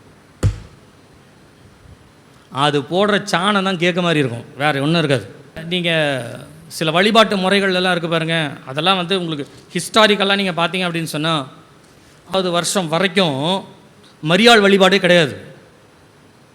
அதுக்கப்புறம் தான் வந்தது. அதுக்கு அப்புறமா தான் கேண்டில் கொளுத்துறதுன்னு ஒன்று வந்தது கிறிஸ்தவத்தில். இயேசு கிறிஸ்து பிறந்த உடனே அங்கே என்ன கேண்டில் கொளுத்துனாங்க நீங்கள் சொல்லுங்கள் பாஸ்டர்? அது அப்போ கரண்ட் இல்லாதனால விளக்கு தானே ஏற்றிருப்பாங்க. விளக்கு ஏற்றிருப்பாங்க, விளக்கு ஏற்றிருப்பாங்க. இயேசுவுக்கே விளக்கு ஏற்றிருப்பாங்களோ? நான் ஒரு முறை இந்த கல்லறையில் அடக்கம் பண்ணுறதுக்காக போயிருந்தேன். அப்போ கல்லறையில் அடக்கம் பண்ணும் பொழுது எல்லாம் பாடியெல்லாம் உள்ளே வச்சாச்சு, எல்லாம் அடக்கம் பண்ணியாச்சு. அப்புறம் ஒரு சிலுவை ஒன்று வைப்பாங்க இல்லைங்களா, அந்த சிலுவை நிற்க வச்சாங்க. நிற்க வச்சுட்டு ஒருத்தர் என்ன பண்ணார், இந்த சாவுக்கு போடுற மாலை இருக்கு பாருங்க, அந்த மாலையை ஒன்று எடுத்து அடி சிலுவை மேலே எடுத்து அடி போட்டார். நான் அவர்கிட்ட கேட்டேன், என்ன இயேசுக்கே மாலையான்னு கேட்டேன். இன்றைக்கி அந்த நிலைமையில் தான் இருக்குது. என்ன செய்கிறோம், ஏது செய்கிறோம், நீங்கள் நல்லா தெரிஞ்சுக்கொள்ளுங்க. ஏதோ ஒரு காரியத்தை செய்கிறதுனாலே நம்முடைய இருதயத்தில் ஒரு ஒரு சந்தோஷம் கிடைக்கிது பாருங்க, அதோடு நின்றுடக்கூடாது. அது ஆரம்ப வாழ்க்கையாக இருக்கட்டும். ஆனால் அதற்கு பின்பாக இவைகளை எல்லாம் நாம் ஏன் செய்கிறோம் என்பதை நீங்களும் நானும் ஆராய்ந்து பார்க்கணும். அதான் கிறிஸ்தவ வாழ்க்கை. அதனால் பாஸ்டர் கேக் சாப்பிடக்கூடாதா, வீட்டில் கேண்டில் ஏற்றக்கூடாதா, லைட்டு போயிடுச்சுன்னா கேண்டில் ஏற்றிக்கோங்க, தப்பு இல்லை. ஆனால் இயேசுவுக்கு கேண்டில் ஏற்றினுக்காதீங்க. நான் முன்ன கூட ஒரு உதாரணம் சொன்னேன். பாஸ்டமாவுக்கு ஒருத்தவங்க ஐடியா கொடுத்தாங்க. வலது கை இது பக்கம் ஃபுல்லாக வலி தாங்க முடியல, ரொம்ப வலிக்குது. நான் நினைக்கிறேன் அது கோல்டுனால வந்திருக்கும் போல் இருக்கலாம். அப்போது ஒருத்தவங்க ஐடியா கொடுத்தாங்க. என்ன ஐடியான்னு சொன்னேன், ஒரு கேண்டில் ஒன்று வாங்கிக்கோங்க, ஆண்டவரை மனசில் நினச்சிக்கோங்க. ரொம்ப இன்ட்ரெஸ்ட்டாக கவனிக்கிறீங்க. ஓ இதுலேயும் ஒரு வழி இருக்குதோ. ஒரு கேண்டிலை வாங்கிக்கோங்க, ஆண்டவர் நினச்சிக்கோங்க, ஸ்தோத்திரம் சொல்லுங்கள், அது என்ன சொல்லுவாங்க, ஜபமாலை சொல்லுங்கள். சொல்லி முடிச்சுட்டு அந்த கேண்டிலை எங்கே வழி ஆரம்பிக்குதோ அங்கேருந்து ஆரம்பிங்க. அப்படியே சோத்திரம் சொல்லி சோத்திரம் சோத்திரம் சோத்திரம் சோத்திரம் சோத்திரம் சோத்திரம் சோத்திரம் சோத்திரம் சோத்திரம் சொல்லி கடைசியில் நிறுத்தி அப்படியே அந்த கேண்டில் எடுத்துகிட்டு போய் வீட்டு வாசப்படியில் வச்சு அது அப்படியே அந்த கேண்டில் பாருங்கள், அப்படியே மெழுகெல்லாம் அப்படியே உருகி வரும். கேண்டில் மெழுகு உருகம், வேறு என்ன உருகும்? அது உருகுறது அப்படியே நம்முடைய கையில் இருக்கிற வியாதி அப்படியே வலி போயிருமா. அப்போ நான் கேட்டேன், கேண்டில் இருந்து ஒரு வழி போகுது, கேண்டில் வழியாக போகிறது வெளியில் போகாமல் வாசப்படியிலே இருக்குமே, என்ன பண்ணுறது? இந்த மாதிரி சில காரியங்களை நம்ம என்ன பண்ணுறோன்னா ஒரு திருப்தி ஆக்கிறோம். இது அவர் திருப்தியாக. நான் இது கூட சொல்கிறேன், நீங்கள் என்னை தப்பாக எடுத்துக்காதீங்க. நான் உங்களுடைய மனதை நான் ரொம்ப என்ன சொல்ல டிஸ்டர்ப் பண்ண விரும்பலை. பட் விசுவாசனா என்னன்னு புரிஞ்சுக்கங்க நீங்கள், சரிங்களா? நம்ம ஒரு வியாதிப்பட்டிருக்கிறோம் அப்படின்னு சொன்னால் பாஸ்டரை கூப்பிட்டு நம்ம ஜெபம் பண்ணுறோம். ஜெபம் பண்ணுறதுன்றது தேவன் நம்ம கொடுத்துருக்கிற ஒரு ஆறுதல். விசுவாசம் உள்ளவனுடைய ஜெபம் பிணையாளியை, அது நான் ஜெபிச்சாலும் சரி நீங்கள் ஜெபிச்சாலும் சரி, விசுவாசம் யாருக்கு இருக்குதோ, சரிங்களா? இப்போ நீங்கள் என்னைய கூப்பிடுறீங்க, நான் ஜெபிக்கிறேன், பாஸ்டர் ஜெபம் பண்ணிட்டு போனார், ஆகையினால கர்த்தர் விடுதலை கொடுப்பாரு, சந்தோஷம், ஏற்றுக்கொள்ளுங்க. ஆனால் நான் ஜெபிச்சா மாத்திரம் தான் நடக்கும்னு நினைக்கக்கூடாது, நீங்களும் ஜெபிக்கணும். விசுவாசம் உள்ளவன் ஆகி நீங்கள் எதை கேட்டாலும் கர்த்தர் அதை கொடுப்பாருன்னு இருக்கு. ஒருவேளை உன்னை படுக்கையாய் கிடக்கிற 4 பேர் சுமந்து கொண்டு வந்தார்களே, அவன் படுக்கையாய் கிடக்கிறான், ஒன்றுமே பண்ண முடியாமல் இருக்கான், அவனுக்காக ஆண்டவர் என்ன பண்ணான்னு 4 பேர் விசுவாசத்தை பார்த்தாரு. ஆனால் நம்மளால் ஜெபிக்க முடியும்னா நம்முடைய ஜெபத்தோட விசுவாசத்தை கர்த்தர் பார்க்கிறார். ஒரு அல்லேலூயா சொல்லுங்க, அல்லேலூயா அல்லேலூயா. தேவனை ஏதோ ஒரு காரியத்தை வைத்து நாம் திருப்திப்படுத்திக் கொள்ளக்கூடாது. நம்முடைய தேவனை ராஜாவாய் சர்வ வல்லவராய் நீங்கள் கவனிக்கும் பொழுது நான் சொல்லுகிறேனே, அதற்குரிய ஆசீர்வாதம், அதற்குரிய நன்மை கர்த்தர் உங்களுக்கு கொடுக்க வல்லவராய் இருக்கிறார். அல்லேலூயா அல்லேலூயா அல்லேலூயா. நான் வேதத்தை வாசிக்கும் பொழுது இந்த ராஜா எவைகளை தம்முடையவர்களுக்கு செய்கிறார் என்று சொல்லி இந்த சகரியா 9ஆம் அதிகாரம் 9வது வசனத்தை நான் வாசிக்கும் பொழுது ஒரு 3 காரியங்களை ஆண்டவர் எனக்கு ஞாபகப்படுத்தினார். எளிமையாய் ஒரு 3 காரியங்களை நான் உங்களுக்கு சொல்லுகின்றேன். நேரத்தோடு நாம் அதை கவனிக்கத்தக்கதாய். நீங்கள் 9ஆம் அதிகாரம் 9வது வசனத்தை வாசிக்கும் பொழுது, சீயோன் குமாரத்தியே மிகவும் களிகூறு, எருசலேமின் குமாரத்தியே கெம்பீரி, இதோ உன் ராஜா உன்னிடத்தில் வருகிறார், அவர் நீதி உள்ளவரும் ரட்சிக்கிறவரும் தாழ்மை உள்ளவரும் கழுதையின் மேலும் கழுதை குட்டியாகிய மரியின் மேலும் ஏறி வருகிறவராய் இருக்கிறார் என்று சொல்லப்படுகிறது. கர்த்தருடைய நாமம் மகிமைப்படுவதாக. 3 காரியங்களை வைத்துக் கொள்ளுங்கள். நீங்கள் இயேசு கிறிஸ்துவை உங்களுடைய சொந்த ராஜாவாக நீங்கள் ஏற்றுக்கொள்ளுவீர்களானால், இயேசுவை இரட்சகராய் ஏற்றுக்கொள்வது ஒரு அனுபவம், இயேசுவை தகப்பனாய் ஏற்றுக்கொள்வது ஒரு அனுபவம், இயேசுவை நம்முடைய மூத்த சகோதரன் என்று வேதம் சொல்லுகிறது, அது ஒரு அனுபவம், இயேசுவை ராஜாவாய் ஏற்றுக்கொள்வது அனுபவம். ஒவ்வொரு அனுபவங்கள் வேதம் சொல்லுகிறது. அதில் எங்கே சொல்லுகிறது? அவர் உன்னிடத்திலே உன்னுடைய ராஜாவாய் வருகிறார். அல்லேலூயா அல்லேலூயா. கர்த்தருடைய நாமம் மகிமைப்படுவதாக.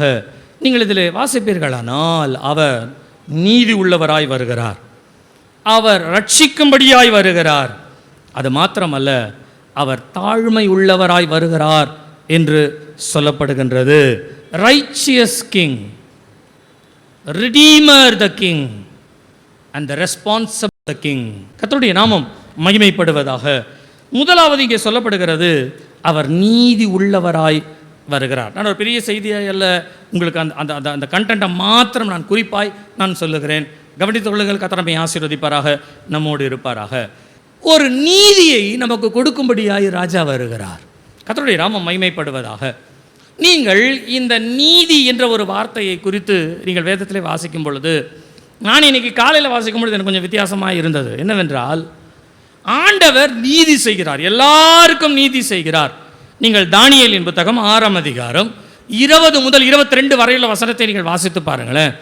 இந்த தானியேலை எப்படியாகிலும் சிங்க கெபியிலே தள்ள வேண்டும் என்று நினைக்கிறார்கள். அதற்காக ஒரு திட்டத்தை போடுகிறார்கள், அதற்காக ஒரு திட்டத்தை செயல்படுத்துகிறார்கள். நல்லா ஒர்க் அவுட் ஆயிருச்சு, ராஜா ஏற்றுக்கொண்டார். யாரையும் வணங்கக்கூடாது ராஜாவை தவிர. தானியேல் தன்னுடைய தேவனை நோக்கி ஜெபிக்க ஆரம்பித்தார். அப்படியே ஒரு கேமரா வச்சு ஃபோட்டோ எடுத்து ராஜா கிட்ட கொடுத்துட்டாங்க, முடிஞ்சிச்சு. இப்போ ராஜாவும் அதை கவனிச்சிட்டார். தானியேலை கூப்பிட்டு கேட்குறார், ஆமாம் நான் தேவனை தொழுது கொண்டேன், வேறு வழியே இல்லை, சிங்க கபியில் தான் போடணும்.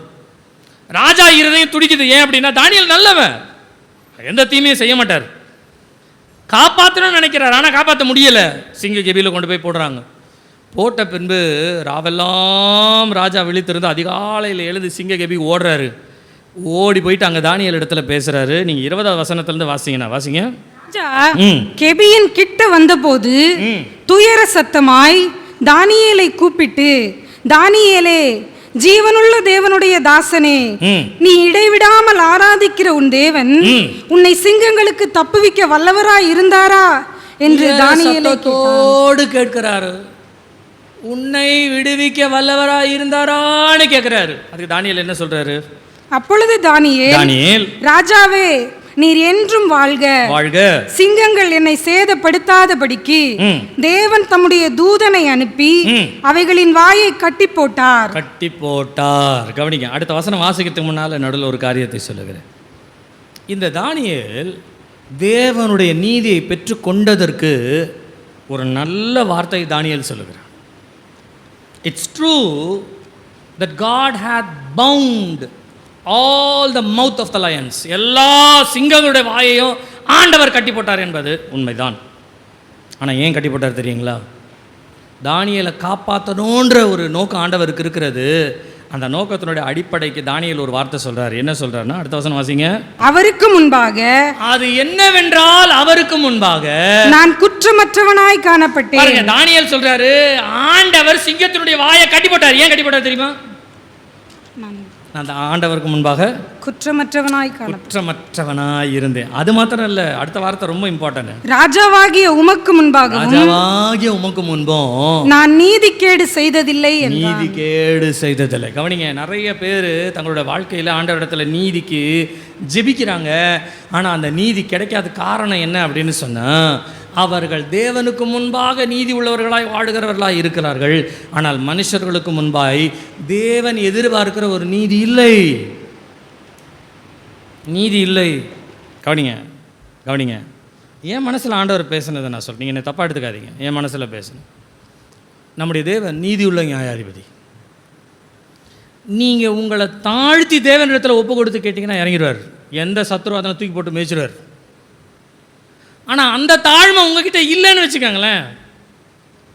இப்போது மேலேருந்து ஒரு தூதனை அனுப்புகிறார் பெரிய பட்டயத்தை வச்சு, போய் யார் யாரெல்லாம் எனக்கு விரோதமாக இருக்காங்களோ சாட்சிட்டு வான்னு தேவதூதனை அனுப்புகிறார்.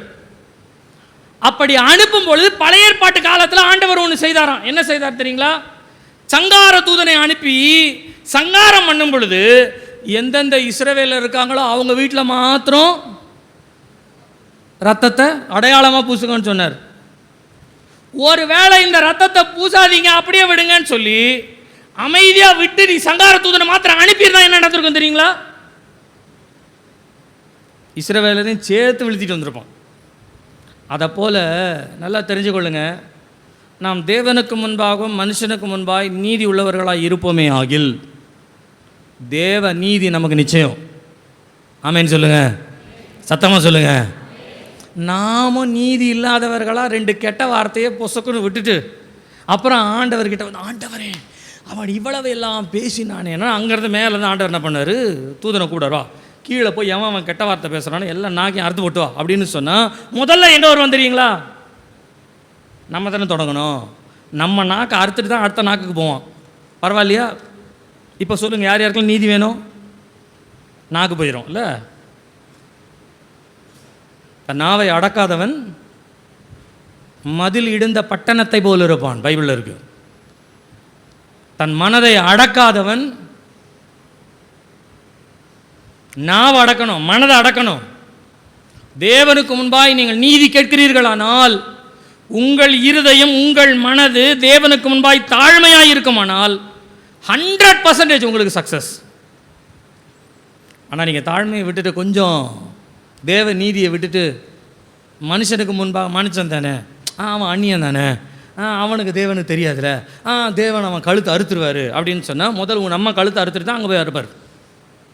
நீங்கள் தேவனிடத்தில் நீதி கேட்கிறவர்களாக இருந்தால் நீங்கள் தேவனுக்கு முன்பாகவும் மனுஷனுக்கு முன்பாகவும் நீதி உள்ளவர்களாய் வாழணும்.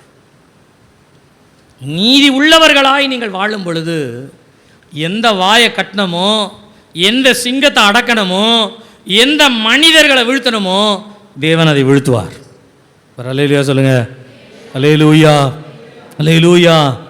என்னுடைய நீதியை கர்த்தர் வெளிச்சமாய் மாற்றுவார். அல்லேலூயா, அல்லேலூயா.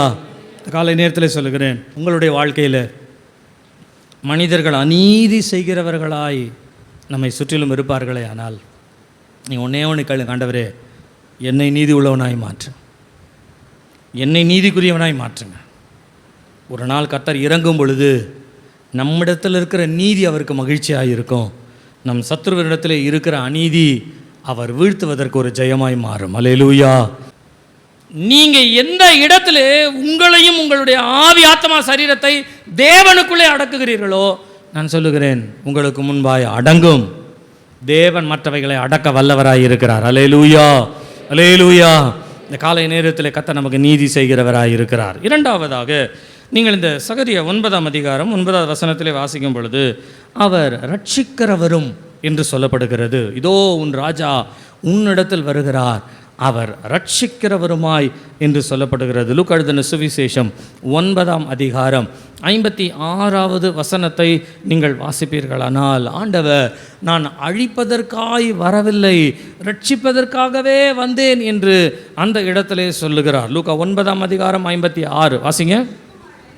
மனுஷருடைய ஜீவனை அழிக்கிறதற்கு அல்ல, ரட்சிக்கிறதற்கே வந்தார் என்றார். ரட்சிக்கிறதற்கே வந்தார். இந்த உலகத்தில் இயேசு எதுக்கு வந்தார்னு சொன்னால், நான் சொல்லுகிறேன், ரட்சிப்பதற்காக, ஒரு ரட்சிப்பை கொடுப்பதற்காக, ஒரு ரட்சிப்பை உண்டாக்குவதற்காக. நமக்கு இந்த உலகத்திலே ரட்சிக்கப்படுவதற்கென்று கொடுக்கப்பட்ட ஒரு நாமம் இயேசு என்கின்ற ஒரு நாமம் நமக்கு இருக்கிறது. அல்லேலூயா, அல்லேலூயா. அந்த ரட்சிப்பை நாம் பெற்றுக்கொள்ளத்தக்கதாய் நாம் அடிக்கடியே வாசிக்கிற ஒரு பகுதி உண்டு. நீங்கள் லூக்கா எழுதின சுவிசேஷம் 13ஆம் அதிகாரம் 11வது வசனத்திலிருந்து வாசிப்பீர்கள். ஆனால் 18 வருஷமாய் பெரும்பாடுள்ள ஒரு ஸ்திரீ, அதிக பலவீனப்படுத்துகிற பலவீனத்தினுடைய ஆவியை உடைய ஒரு ஸ்திரீ, 18 வருஷமா 18 years தனக்குள்ளே இயேசு சொல்றார், அது ஒரு பலவீனப்படுத்துகிற ஆவி, அது பலவீனத்தை உண்டாக்குகிற ஒரு ஆவி இது. இந்த ஆவி இவளுக்குள்ளே 18 வருஷமாய் இருக்கிறது. அந்த 18 வருஷமாய் பலவீனமாய் இருந்த அவளை இயேசு சுகப்படுத்தும் பொழுது அங்கே இருந்த அந்த வேதபாரகர், அங்கே இருந்த அந்த ஜெப ஆலய தலைவன் இயேசு கிறிஸ்துவை கோவித்து கொண்டாராம். அதற்கு இயேசு சொல்கிறாரு, இவள் கட்டவிழ்க்கப்பட வேண்டியதில்லையா என்று கேட்கிறார். நீங்கள் நல்லா யோசிங்க. ஒரு ஆலய தலைவன் தன்னிடத்தில் வருகிறவர்கள் வியாதியாக இருக்கிறார்கள் என்று தெரியும். வியாதிப்பட்டவர்கள் வந்திருக்கிறவர்களை தன்னால் சுகப்படுத்த முடியவில்லை, ஆனால் அவர்களுக்கு ஒரு சுகம் கிடைக்கிறது என்று சொல்லும் பொழுது அதை சந்தோஷமாக ஏற்றுக்கொள்ள வேண்டும். நீ போமா, இன்னொரு 10 பேரை கூட்டிட்டு வா, இன்னொரு 10 பேர் வந்து ஜெபிக்கட்டும், ஜெப ஆலயத்துக்குள்ளே வரட்டும், அதை தான் அவர் சொல்லியிருக்கணும். ஆனால் அவர் அதை சொல்லலை. இந்த நியாய தீர்ப்பின்படி, நியாய பிரமாணத்தின்படி நாம் இப்படி தான் செய்ய வேண்டும், அப்படி தான் செய்ய வேண்டும். இயேசு கேட்கிறார், அவள் கட்டவிழ்க்கப்பட வேண்டியது இல்லையா? ஒருவள் கட்டப்பட்டு இருக்கிறாளே. நீங்கள் யோசித்து பாருங்க. அவள் வந்த அந்த ஜெப ஆலயத்திலே ஜெபாலய தலைவர் உண்டு, துணைத் தலைவர் உண்டு, பொருளாளர், செயலாளர்னு நிறைய ஆளர்லாம் அந்த இடத்துல ஆளுகிறவர்கள் எல்லாரும் உண்டு. அங்கே வந்து ஜெபிக்கிறவர்கள் உண்டு. எத்தனையோ பேர் வருகிறார்கள், எத்தனையோ பேர் ஜெபிக்கிறார்கள், எத்தனையோ பேர் அவர்களை பார்க்கிறார்கள்.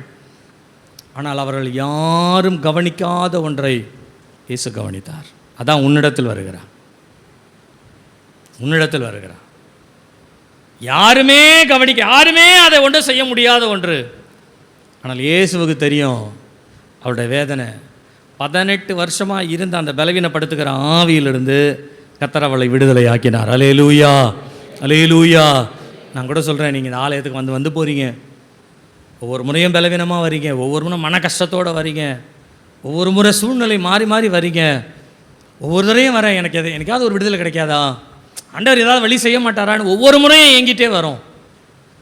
ஆனால் ஒரு காலம் வரும்பொழுது என்ன பண்ணிடுறோன்னா, இதுக்கு மேலே ஒன்றுமே இல்லை அப்படின்னு வராமல் விட்டுறோம். நம்ம நீ யோசிச்சு பாருங்கள், அந்த நாளில் ஜெப ஆலயத்துக்கு அன்னைக்கு இயேசு வந்தார், அன்னைக்கு வந்தவங்க அந்த அம்மா வந்தாங்க. நீங்கள் இப்படி எடுத்துக்கொள்ளுங்க, என்றைக்குமே வராதவங்க அன்னைக்கு வரல, எப்பவுமே வரவங்க அன்னைக்கு ஒரு நாள் தவறிடக்கூடாதுன்றதுக்காக இயேசு வருவார்னு கூட தெரியாது அவங்களுக்கு. இன்னைக்கு தான் விடுதலை ஆக போகிறோன்னு தெரியாது. ஆனால் எப்பவுமே தேவனிடத்தில் தொழுது கொள்ளும்படியாய் வருகிறார்கள். தங்களுக்கு இருக்கிற பலவீனத்தை பார்க்காதபடிக்கு. 18 வருஷமாக இந்த ஆலயத்துக்கு வர முடியல பாஸ்டர், கால் வலிக்குது, கை வலிக்குது, என்னால் முடியலை, இன்றைக்கி ஒரு நாள் வரலன்னா என்ன, நான் அடுத்த வாரம் வந்துக்கிறேன் அப்படின்னு சொல்லி வாரங்கள் நாட்கள் சிலலாம் ஆலயத்துக்கே வருதில்லை, வந்தாலும் உட்கார்றது கிடையாது, வருதே கிடையாது.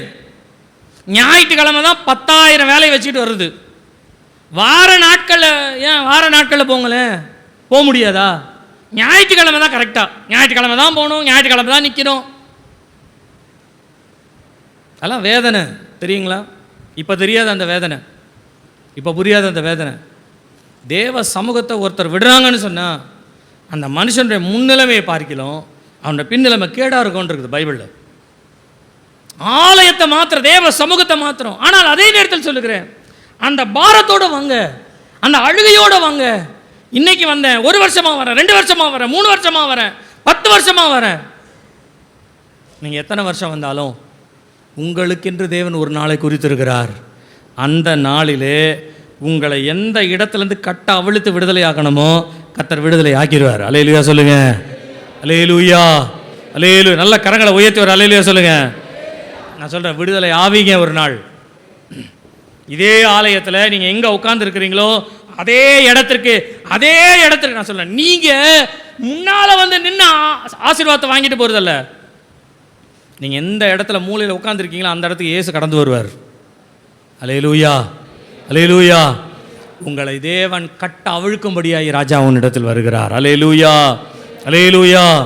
கடைசியாக நீங்கள் மத்தேயு 9ஆம் அதிகாரம் 11 முதல் 13 வரையிலுள்ள வசனத்தை நீங்கள் வாசிப்பீர்கள் என்று சொன்னால் கர்த்தருடைய நாமம் மகிமைப்படுவதாக.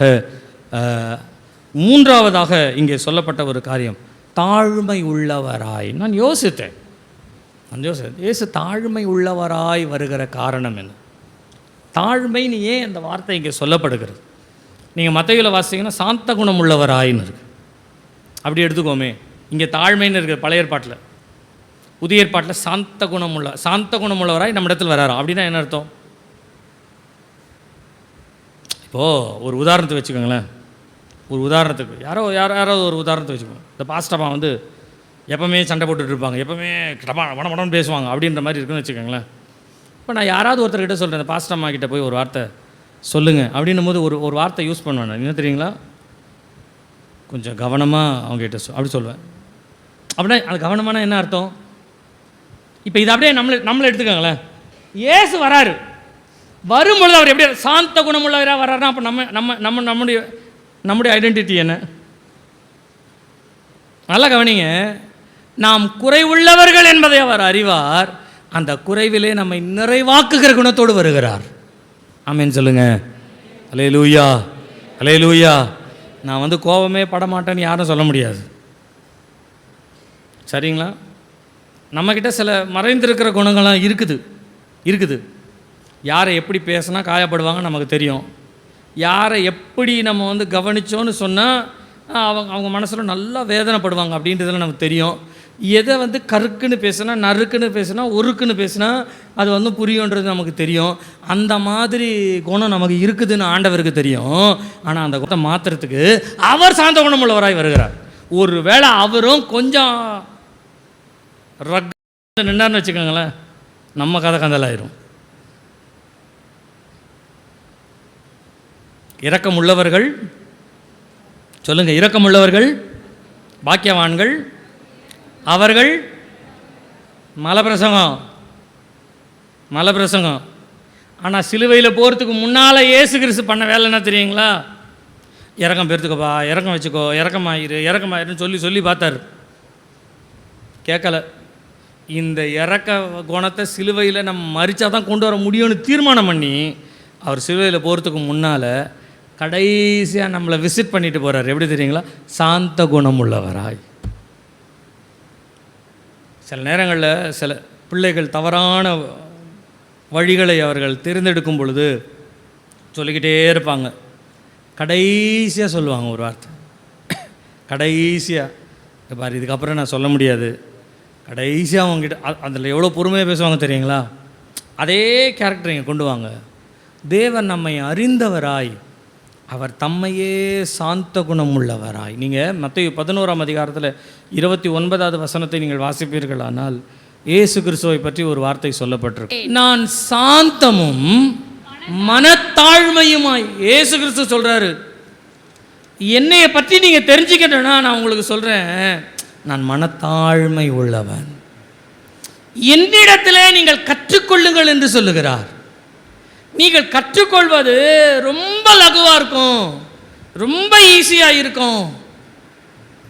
அந்த தாழ்மையும் அந்த சாந்த குணத்தையும் நமக்கு கற்றுக் கொடுப்பதற்காய் அவர் வருகிறார். பிலிப்பியர் 2ஆம் அதிகாரம் 8வது வசனம் இப்படியாக சொல்லுகிறது, அவர் சிலுவையினுடைய மரண பரியந்தம் தன்னை தாழ்த்தினார் என்று.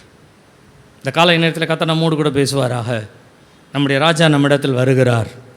எப்படி வருகிறார் என்று சொன்னால், அவர் நீதி செய்யும்படியாய் வருகின்றார், அவர் நம்மை ரட்சிக்கும்படியாய் வருகின்றார், அவர் நம்மை மாற்றுவதற்குண்டான ஒரு தாழ்மை உள்ளவராய் நம்மிடத்தில் வருகிறார். இன்றைக்கு தேவ சமூகத்திற்கு வந்த உங்களுக்கு சொல்லுகிறேன், உங்களுக்கு தேவன் ஒரு நீதியை செய்வார், உங்களுடைய வாழ்க்கையில் தேவன் ஒரு ரட்சிப்பை கொடுப்பார். உங்கள் வாழ்க்கையில் மாற்றப்படா முடியாதவைகளை இயேசு மாற்றுவதற்கு வல்லவராய் இருக்கிறார். அல்லேலூயா, அல்லேலூயா. He will come to you. உன்னிடத்தில் அவர் வருவார். உன்னுடைய ராஜா உன்னிடத்தில் வருவார். இப்போ நீங்கள் அவரிடத்தில் என்ன நீதியை கேட்க போகிறீங்க? ஆண்டவரே எனக்கு நீதி செய்யும். என்ன நீதியை கேட்குறீங்களோ நீங்கள் கேட்டுக்கலாம். அவர் உங்களிடத்தில் எந்த காரியத்தில் உங்களுக்கு ரட்சிப்பு வேணுமோ நீங்கள் கேளுங்க. எந்த இடத்துல உங்களுடைய மனதில் ஒரு மாற்றத்தை ஆண்டவராக கொடுத்தால் ஒழிய மாறாதுன்னு இருக்குதோ. மனுஷனுடைய சுபாவம்லாம் ரொம்ப வித்தியாசமானதுங்க, வித்தியாசமானது. 4 நாள் நல்லாயிருக்கும், 5ஆவது நாள் திருப்பிக்கும். 1 மாதம் நல்லாயிருக்கும், 2வது மாதம் முகம் மாறிடும். யாக்கோபு சொன்னார் பாருங்க, உன் தகப்பனுடைய முகம் நேற்றைய தினத்தை போல் இல்லை, மாறிடும். அதே தகப்பன் தான் சொன்னார், யாக்கோபே நீ என் கூடவே இருப்பா, நீ என் கூடவே இருந்தேன்னா கர்த்தர் என்ன ஆசீர்வதிக்கிறாரு, நான் ஆசீர்வதிக்கப்படுகிறேன். உன்னால தான்ப்பா இன்னைக்கு நான் நல்லா பொழப்பு நடத்துகிறேன், அதனால் உன்னைய மாதிரி ஒரு பையன் கிடைக்கிறது கஷ்டம், தயவு செய்து நீ என்னோடவே இருப்பா அப்படின்னு சொல்லிட்டார். சொன்னவருக்கு முகம் மாறிடுச்சு கொஞ்ச நாள் கழிச்சு. ஏன் தெரியுங்களா? யாக்கோபுக்கு சம்பளம் கொடுக்க கொடுக்க யாக்கோபு பெருகிக்கிட்டே போகிறார். நம்மளோட நம்மக்கிட்ட வந்த சாதாரணவன் நம்மளை விட பெரிய ஆள் ஆகிட்டான் அப்படின்ற முகம் மாறிடுச்சு. மனுஷனோட முகம் மாறுங்க. மனுஷனோட நான் உங்களை கேட்குறேன், நீங்கள் தப்பாக எடுத்துக்காதீங்க, சரிங்களா? கவனிங்க கவனிங்க. நான் உங்களை கேட்குறேன், திடீர்னு உங்களுக்கு வந்து ஆண்டவர் வந்து ஒரு 10 லட்ச ரூபா கொடுக்குறாரு. ஏதோ உங்கள் மறைந்திருக்கிற பொக்கிஷன் வச்சுக்கோங்களேன், ஏதோ மறைஞ்சிருக்கு, 10 லட்ச ரூபா உங்களுக்கு வந்துருச்சு அப்படின்னா நீங்கள் மனசாட்சியை தொட்டு சொல்லுங்கள், நிறைய பேர் நமக்கு 10 லட்ச ரூபா வந்ததில் சந்தோஷப்படுறவங்க கொஞ்சம் பேர் இருக்கிறாங்களா இல்லையா? ஆனால் நம்முடைய மனசுக்கு தெரியும் நிறைய பேர் பொறாமப்படுறவங்க தான் இருக்காங்க. அவனுக்கு வந்தது பேர் வாழ்வு அப்படின்னு சொல்கிறவங்க தான் இருக்காங்க. இல்லை கொஞ்சம் நம்ம நல்லா ட்ரெஸ் பண்ணிட்டோனாலே பெரிய ஆள் ஆகிட்டீங்க அப்படின்னுடுவாங்க. கொஞ்சம் ஆள் நல்லா இருக்கும், எதுவுமே 10 தடவை ஒருத்தர்கிட்ட வந்து ஒரு 10 ரூபா கொடுங்க, வாங்கி நமக்கு திருப்பி கொடுக்குறேன் பாருங்க, அவங்கக்கிட்ட வாங்காமே விட்டுருங்களேன். அவங்க என்ன சொல்லுவாங்க? பரவாயில்ல, ஆண்டவர் உங்களை ஆசீர்வதிச்சிருக்காரு, இந்த மாதம் நீங்கள் கடன் வாங்கலை அப்படின்னு எவனா சந்தோஷப்படுறவங்க இருக்கானா? பெரிய ஆள் ஆகிட்டீங்க போல இருக்குது, நம்ம பக்கமே வருதில்ல கடன் வாங்கிறதுக்கு. அவன் புத்தி பாருங்கள் எப்படி இருக்குது. நீங்கள் யோசித்து பாருங்கள், இன்றைக்கி நம்முடைய வாழ்க்கையில் நம்ம நல்லா இருக்கிறோன்னு சொல்கிறதுக்கு சந்தோஷப்படுறது சிலர் தான்,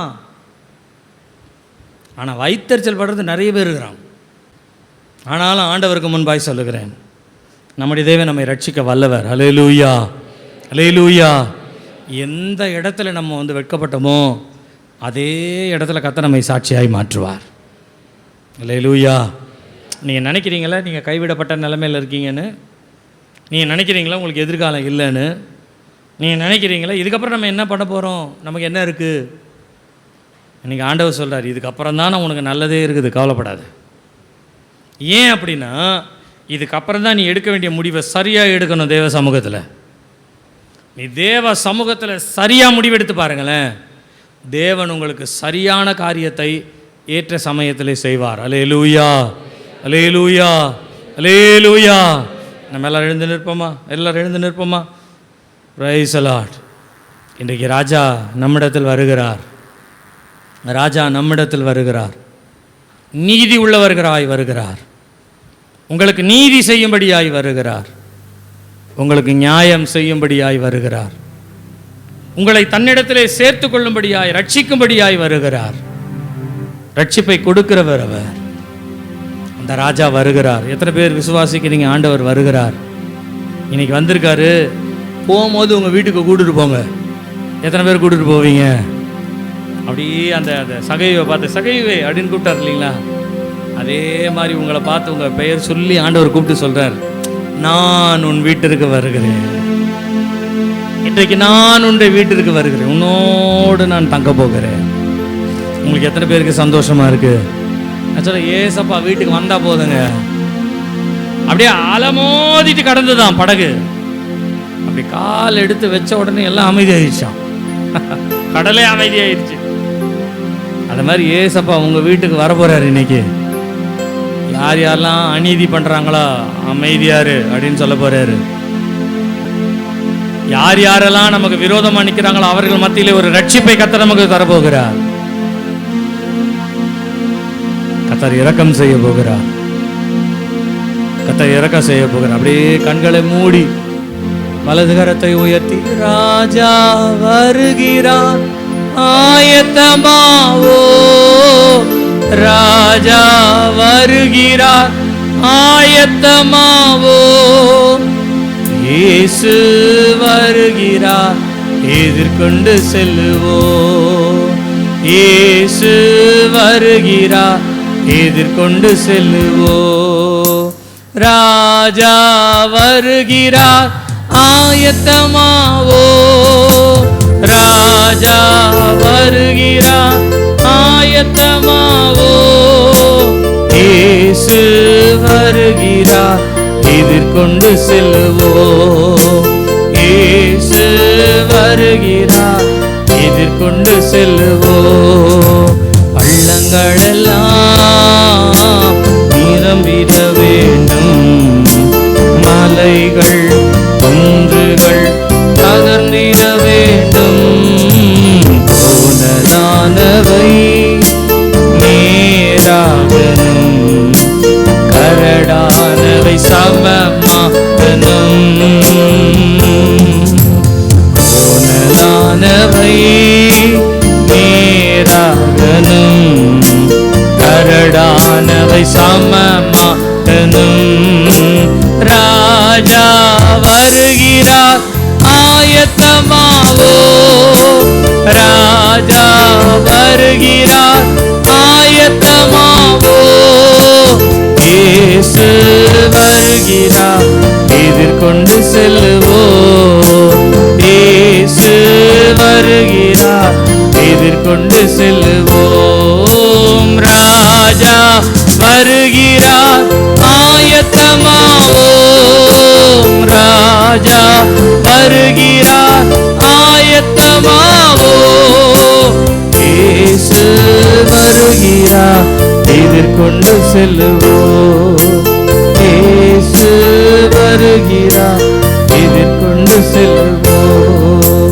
கரையில்லாமலே குற்றமில்லாமலே கர்த்தருக்காய் வாழ்ந்து முன்னேறுவோ, கரையில்லாமலே குற்றமில்லாமலே கர்த்தருக்காய் வாழ்ந்து முன்னேறுவோம், ராஜா வருகிறார் ஆயத்தமாவோ, ராஜா வருகிறார் ஆயத்தமாவோ, இயேசு வருகிறார் எதிர்கொண்டு செல்லுவோ, இயேசு வருகிறார் எதிர்கொண்டு செல்லுவோ, ராஜா வருகிறார் ஆய ஆயத்தமாவோ, ராஜா வருகிறார், ஆயத்தமாவோ, இயேசு வருகிறார், எதிர்கொண்டு செல்லுவோ, இயேசு வருகிறார், எதிர்கொண்டு செல்லுவோ.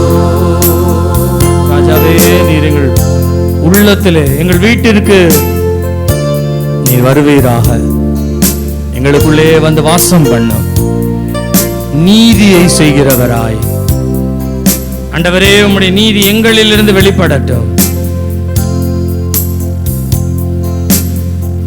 எங்களுக்கு நீதி செய்கிற கர்த்தருக்கு நாங்கள் நன்றி செலுத்துகிறோம். எங்களை ரட்சிக்கிற கர்த்தருக்கு நன்றி செலுத்துகிறோம். எங்கள் சுபாவங்களை மாற்றுகிற மன்னனுக்கு நாங்கள் நன்றி செலுத்துகிறோம். இந்த காலையிலே அப்படிப்பட்ட கிருபை எங்களுக்கு தந்து நடத்துவீராக. இதுதான் குருத்தோலை ஞாயிறினுடைய மேன்மை என்பதை நாங்கள் அறிந்து கொள்ள உதவி செய்யும், கிருபை செய்யும், வழி நடத்தும், காத்துக்கொள்ளும். எல்லா துதியும் கனமும் மகிமை உமக்கே செலுத்துகிறோம். இயேசுவின் நாமத்தில் பிதாவே, ஆமென், ஆமென், ஆமென்.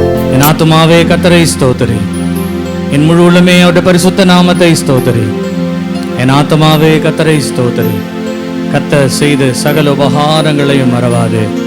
அவர் என் அக்கிரமங்களை எல்லாம் மன்னித்து என் நோய்களை எல்லாம் குணமாக்கி என் பிராணனை அழிவுக்கு விலக்கி மீட்டு என்னை கிருபையினாலும் இரக்கத்தினாலும் முடிசூட்டி நன்மையினால் என் வாயை திருப்தியாக்குகிறார். கழுகுக்கு சமானமாய் என் வயதை திரும்ப வாழ வயதை போல் ஆக்குகிறார். ஒடுக்கப்படுகிற யாவருக்கும் கர்த்தர் நீதியும் நியாயத்தையும் செய்கிறார். ஆமென், ஆமென். நம்முடைய கர்த்தராகிய இயேசு கிறிஸ்துவின் கிருபையும் பிதாவாகிய தேவனுடைய அன்பும் பரிசுத்த ஆவியானுடைய ஐக்கியமும் சிநேகமும் நம் அனைவரோடும் சகல பரிசுத்தவான்களோடு கூட கர்த்தருடைய வருகை மட்டும் இருப்பதாக. ஆமென், ஆமென். அல்லேலூயா, அல்லேலூயா, அல்லேலூயா. Praise the Lord, praise the Lord. கர்த்தருக்கு ஸ்தோத்திரம். கர்த்தர் உங்கள் ஒவ்வொருவரையும் ஆசீர்வதிப்பாராக, உங்களோடு இருப்பாராக.